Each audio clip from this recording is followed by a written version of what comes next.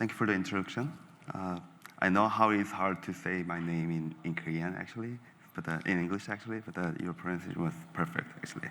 So my name is Kiuk Gwak. I'm the CEO and co-founder of bHaptics. bHaptics is a company developing consumer-ready haptic vests and haptic gloves. And our original intention was to develop should I use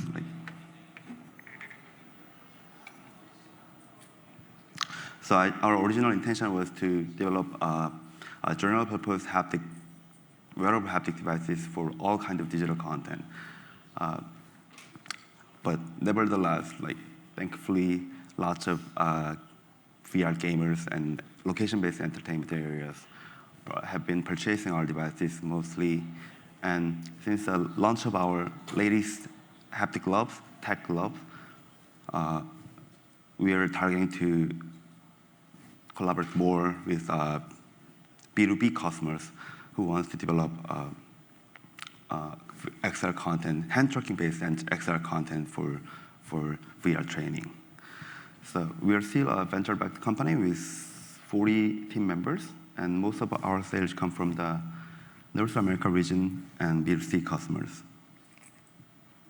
So, like many of people in this XR field, the Oculus DK1 brought me into this XR area, and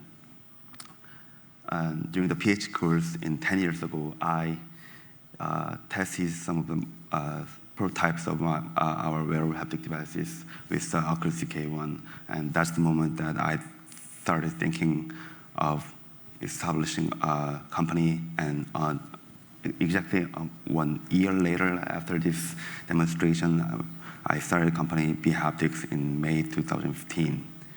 And since then, we have been developing wearable haptics mostly.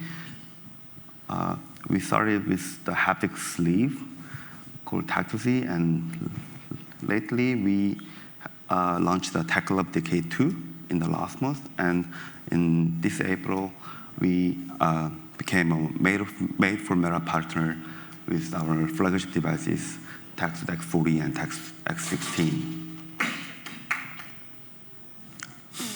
Thank you. There's gotta be sound coming, but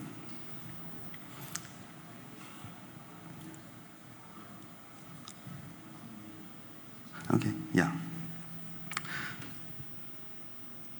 So yeah, this is our flagship devices, Tactus X40 and Tactus X16. It is wireless Bluetooth,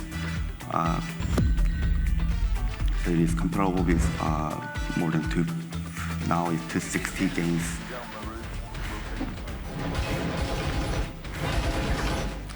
When it is natively supported, you feel more immersive feedback, and you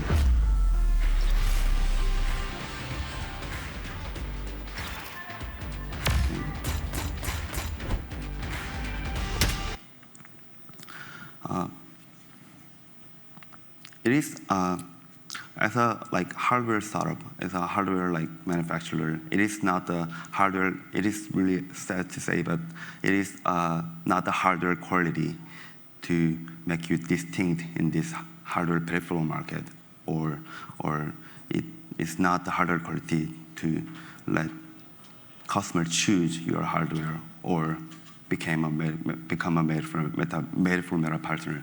It is if there's no content that is comparable with hardware, then hardware is just nothing but just garbage here. So throughout this session, during the rest of our session, I'm going to talk more about how we collaborate more with the content developers. So thankfully, to the many enthusiastic customers and then many enthusiastic content developers, since the 2020, the number of content that support our haptic vest has been increasing steeply, and now as of May, there are almost 10% of whole MetaQuest official store content support our haptic vest, which means they have already integrated our SDK into their content, so customer can, what customer has to do is just pair our devices to the MetaQuest, and then like once they run the content, and they can just enjoy our haptic vest with the content. So I mean, so this is like our flywheel. So we strongly believe that as we have more and more content, and thus we can have more and more user base, and thus it brings more content into our ecosystem. So like rest of our sessions, I'm going to devote rest of sessions to explain more about what kind of effort that we've been putting to accelerate this content partnership. So first thing is, since the beginning of our launch of our Haptics Suite in 2018, the location-based arcades like Sandbox VR or HoloGate have been using our vest since the beginning of their arcades. So they were the before this B2C market for the XR field has been opened in about 2019 with the launching of Quest 1. This location-based market was leading the market until the 2019. So these are the companies who use our vest since the beginning, and they literally just beta testing our haptic hardwares, and also they did beta testing. They gave us lots of feedback about the softwares and SDKs that we are providing. Also, more importantly, they were able to use our haptic software to deliver the best experience to the customers. So they managed to explore more about our haptic devices, so that they can really optimize the haptic feedback for the specific content. And the reason that they were able to optimize the haptic experience for their customers was because we are providing this kind of haptic editing software called bHaptic Designer. So if you just assume this is like front of the vest and this is the back of the vest, you can just, by just clicking with your mouse, you just created some haptic feedback that explodes from the center to the outside of your body, or you can obviously control like individual modes like that. So with a very short amount of time, and you can design your own haptic patterns intuitively, and also you can just synchronize it. You can just export it and then use it in the Unreal or Unity project, or you can just upload your 2D or 360 video to our software, and you can, just like adding a subtitle to your video at the keyframe, you can just add haptics at the keyframe, so that you can create more immersive experience for the users.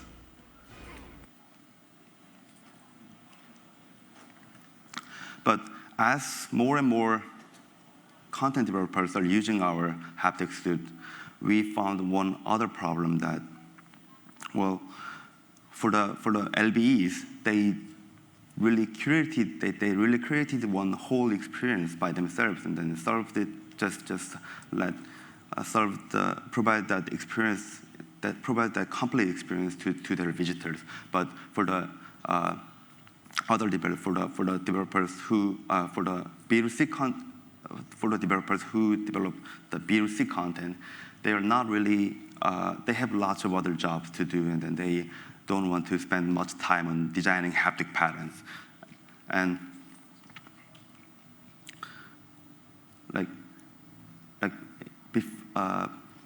so our original SDK was like, the content developer has to build. Once they build their content, they have to integrate our haptic data into their content build too, so that if you just want to change the haptic profile or haptic patterns, then you have to rebuild the content. And that was one of the biggest challenge for us to optimize haptic patterns after the release of the content. So we changed the structure of our SDK into like this. So currently, all our SDK is doing is just to send an event signal from the content side to our server, and our server has all the haptic pattern data, so that when we or when customer or when developer wants to change the haptic pattern for specific moments or specific like event, they don't need to rebuild the content, but they can just come up to our portal, our server, and just change the haptic patterns at that place, so that it just let content developers much easier to integrate our haptic suite. Also, by doing this, because all you have to do is just add an event signal to the content. So for the content developer, all they have to do is just add on one line of this event signal in their code at a specific moment that they want to add the haptic patterns. So in this way, we were able to shorten the time that takes to integrate our haptic suite for the developers. And also, in this kind of developer portal, we are able to,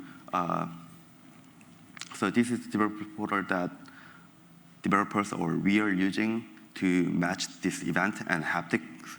So, I mean, you can just come up the developer portal, or we can just come to the developer portal and then we can just change the haptic pattern for the specific event, even after the release of the content. And once we have, because after changing this SDK to the event-based SDK, now not only the developers but also we and like all other like third-party developers can design their own patterns here. So they can now because all the haptic patterns are stored in our haptic server. Now we can have more like curated template for the developers. So like like here, for the new developers who wants to add haptics to their content, they can just come up to the developer portal and then they can start from they are not starting from nothing. They can start from this kind of template that has all the events mostly used for that kind of genre of the content, so that they can just test it out firstly, and then they can just delete or edit like additional haptic patterns that they want to change. So in this way, we are able to reduce the burden of all the content developer who wants to integrate our haptic suite, and then also without reducing the quality of the haptic integration. But obviously, this is not the like making integration easy is not enough actually. This is just a mandatory condition to get the developers in your ecosystem. So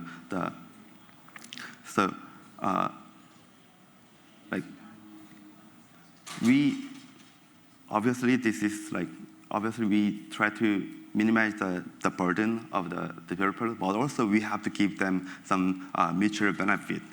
So we collaborate with the content developer in the marketing field a lot, so that not only once they integrate our haptic suite in their content, we try to market not only our haptic suite but also their content, so that it could be the mutually beneficial result. So in the marketing side, the first benefit that we can give to the content developer is because VR is obviously because of this Quest 2 and Quest 3, VR became really affordable compared to the back in few years ago, but still it is still it is expensive. But the customers the customers who have bought our devices are they put even more few hundred dollars more into the VR to get more optimized and more immersive experience. So once they see the new native support content in our list, they would love to try first out with our haptic suit to get the more immersive experience, even though they already tried without the haptic suit. So we provide our curated marketing to the curated and targeted marketing to our customer base when there's a new content are coming to our ecosystem. Also, we provide this kind of gameplay video. Just like the marketing video from the Meta, we just create our own video for that specific content and market not only our devices, but also this content to our whole platform and our other SNS and our other like online marketing platforms. So the one unique part of our video is we are showing not only the gameplay video, but we have this kind of visualizer here, so that it makes people feel like, okay, it makes people imagine that how they feel like when they're getting shot, or when I'm shooting, like how it feel like if I can feel recoil, or if I get the shot, or if in this case what does it feel like to get the headshot? Like no one really like it's kind of hard to explain, but we try to kind of people imagine with this kind of visualizer, with the gameplay video. We also do lots of giveaway marketing with the content developers. So once we have a new content, native supported content, or if the content has a big update, if one of our content has a big update, then we are open to provide a giveaway prize to the content developers, so that we can get more new users for the content and the haptic suit. And obviously, we do the collaborative influence marketing too. Sometimes we pay full, or sometimes we pay sometimes we share the payment for the influence marketing. But this kind of influence marketing becomes effective, especially when there's new content coming out, or right after the big updates, or right after the new release actually. So, and also just like this AWE or GDC or Gamescom or CES, we are participating lots of different shows, because it is haptics that you have to feel to understand. So when we participate the event, like this kind of big events, we often collaborate with content developers, so that we can not only promote our haptic devices, but promote their content to the general public.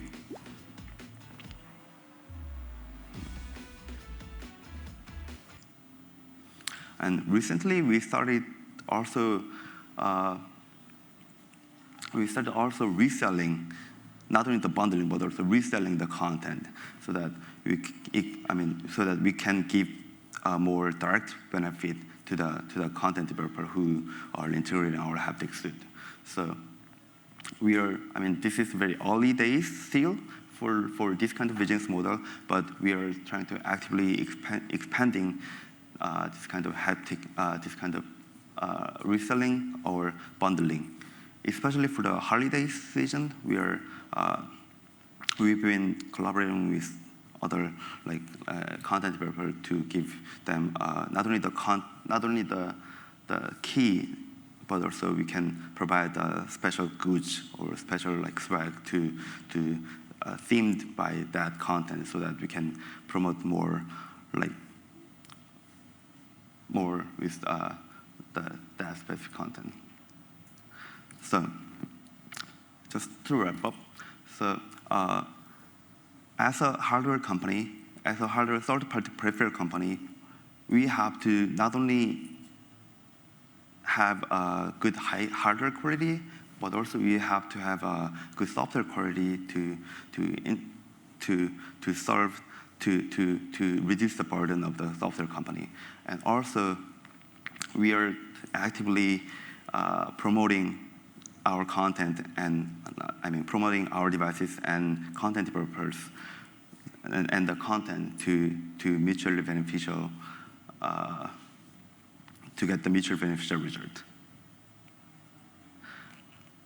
And what I've been talking during the session was mostly for the haptic suit, and we just launched the haptic glove. This is very we don't have that many content partnership with the haptic glove yet. So we're gonna do the same. We're gonna have the same strategy with the haptic suit for the haptic glove, so that, well, at the moment right now there are not many hand tracking based content just yet, but we are actively looking forward the hand tracking content so that we can have more partnership with our haptic glove. And since this is even though it's like last day of the expo and we have only like 3.5 hours until the expo ends, but you can come down and try our haptic gloves in the downstairs. So this is the demo that we have in the downstairs. Basically, you can not only do the high five, handshake, or you can just, make a hug with the avatar. And that's it for the session. Thank you for listening. I appreciate it. This on? Oh. We have just 1 minute. I believe we have time for, I'm sorry, that was much too loud. Hi, everyone. Thank you, Kiuk. I believe we have time for one question from the audience, if you'd like. Yep. Okay. Does anyone have any questions? It's too many. We just need one person with a question, not all those hands. Okay. Sure. Thank you.